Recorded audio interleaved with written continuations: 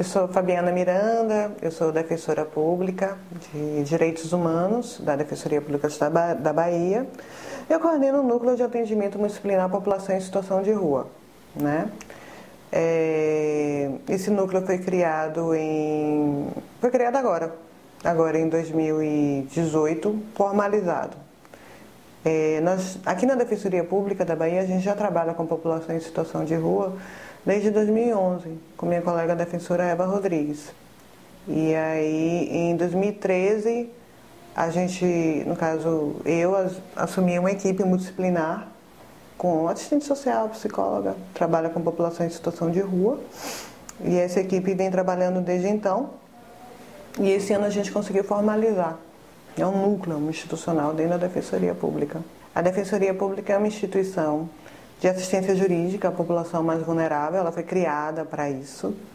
E ela tem como uma das funções institucionais dela a promoção dos direitos humanos. Então, nós temos uma população extremamente vulnerável, talvez a mais vulnerável de todos, que é a que está em situação de rua. E como o nosso objetivo, nossa função é promover os direitos humanos, é só, naturalmente, casar, né? E a nossa luta, batalha diária, é fazer com que essas pessoas que não têm absolutamente direito nenhum, que têm todos os seus direitos violados, que tenham paulatinamente um direito após o outro, promovendo a dignidade e a cidadania delas.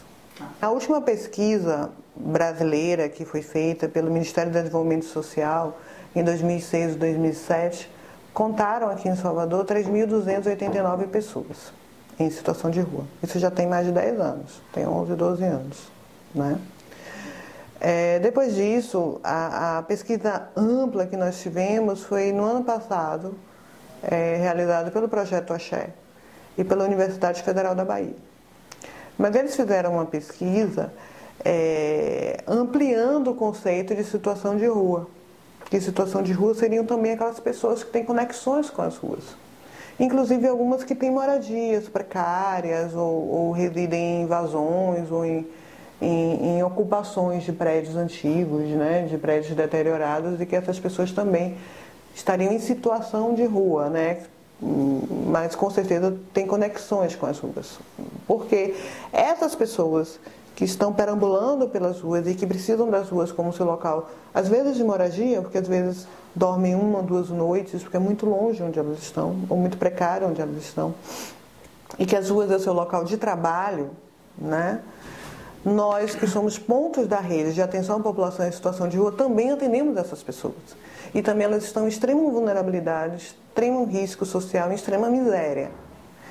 Essas pessoas com conexões de rua, essa pesquisa do Axé e da UFBA contou entre 17 a 14 mil pessoas. E por que essa amplitude, né? Porque justamente é uma estimativa, a gente não consegue identificar com certeza, né? Embora o MDS tenha contado 3.289 pessoas, mas não são 3.289 pessoas, a gente só consegue ter uma estimativa, que elas vão e voltam, né? Mas as pessoas que não têm nenhuma moradia mesmo, que dormem na calçada mesmo, essa pesquisa do Axé contou também de uma forma estimada entre 4 a 7 mil pessoas.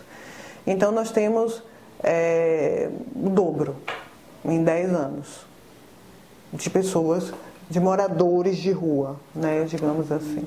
A doutrina classifica as pessoas de rua como as que são, que ficam e que são da rua, né?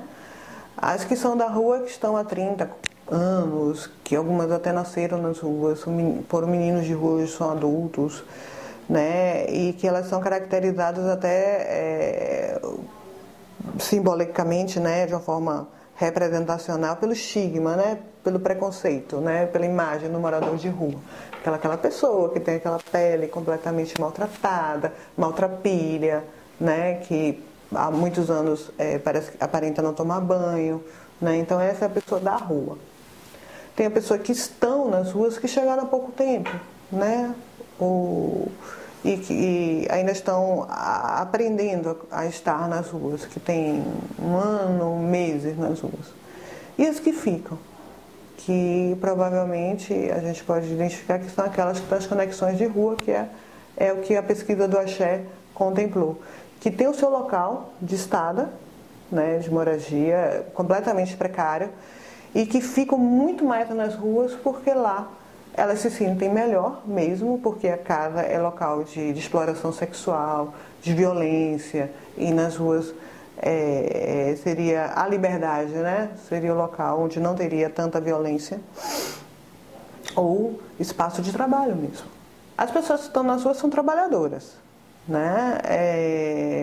Principalmente o trabalho é a catação de materiais recicláveis.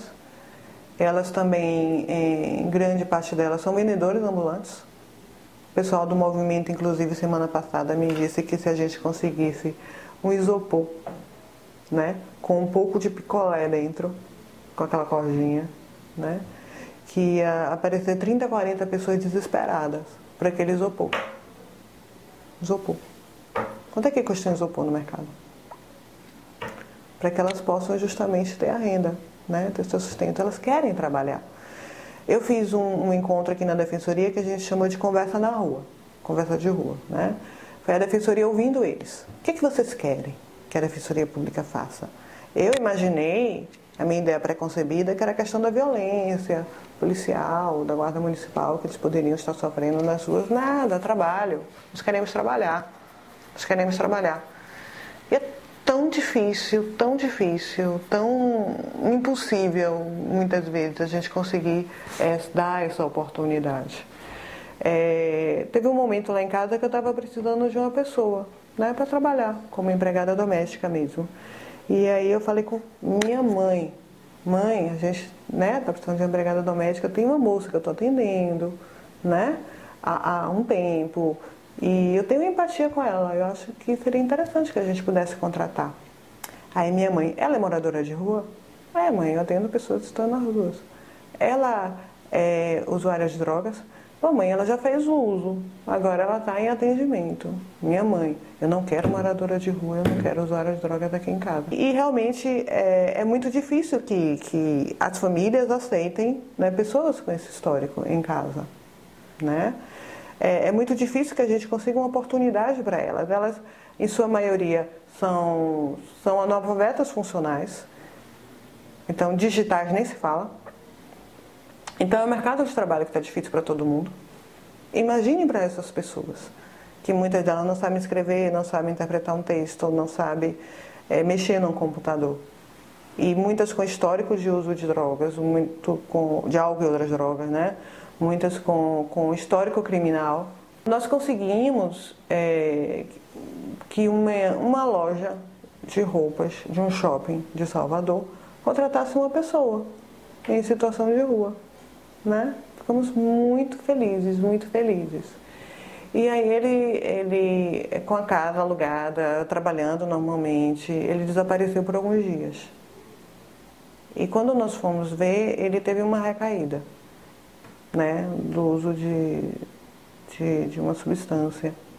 Recaída faz parte do processo terapêutico, né, e é isso que nós precisamos compreender. Por exemplo, eu estou tentando fazer dieta. Eu faço dieta, engordo, eu tenho minhas recaídas, né, eu tenho minha recaída de doce, minha recaída de refrigerante. Então é normal eu ter recaída. Eu continuo viva, eu continuo confiando em mim, as pessoas que me amam continuam confiando que eu vou fazer essa dieta. Como é que a gente não vai aceitar uma recaída de pessoas relacionadas a substâncias que são muito mais poderosas, né, em relação à questão da dependência, da vulnerabilidade? O nosso grande entrave não é nem exatamente a falta de política suficiente, a falta de vaga suficiente, é o preconceito da sociedade em relação à população em situação de rua, né? Essa semana eu vi na televisão uma jornalista falando sobre recolhimento de pessoas em situação de rua dentro de um determinado contexto, né? O recolhimento, imagine, recolher, você não recolhe seres humanos, você recolhe coisas, né? Então, até na palavra a gente precisa ter cuidado. E era um jornalista. Então o que a gente precisa é falar sobre isso para que as pessoas entendam que são seres humanos, que não são coisas. E que a rua não é um lugar que precisa ser higienizado, ser limpo das pessoas em situação de rua como se elas fossem lixo, né? Nós recebemos uma queixa de que a Polícia Militar foi até a Praça da Piedade e pediu que os moradores, né, de rua, as pessoas que estivessem em situação de rua lá na Praça da Piedade, saíssem da Praça da Piedade. Deu 2 dias para que elas saíssem da Praça da Piedade. Nós já oficiamos o comando da Polícia Militar em relação a esse caso, mas o que nos causou espanto é que foram os moradores da Praça da Piedade que pediram que a polícia intervisse desta forma. Então, se a violência existe, é porque a sociedade quer que a violência ocorra. Porque entende que essas pessoas têm que ser recolhidas, têm que ser depositadas em um determinado lugar e que fiquem lá depositadas. Ou então que querem que morram.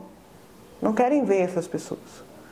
Elas não percebem, quando vem uma pessoa em situação de rua, não entendem que é como se fosse um espelho, que poderiam ser elas.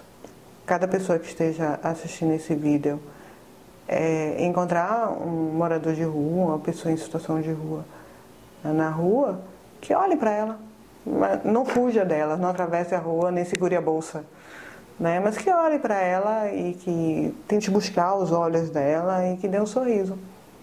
Eu acho que isso já é muita coisa para elas.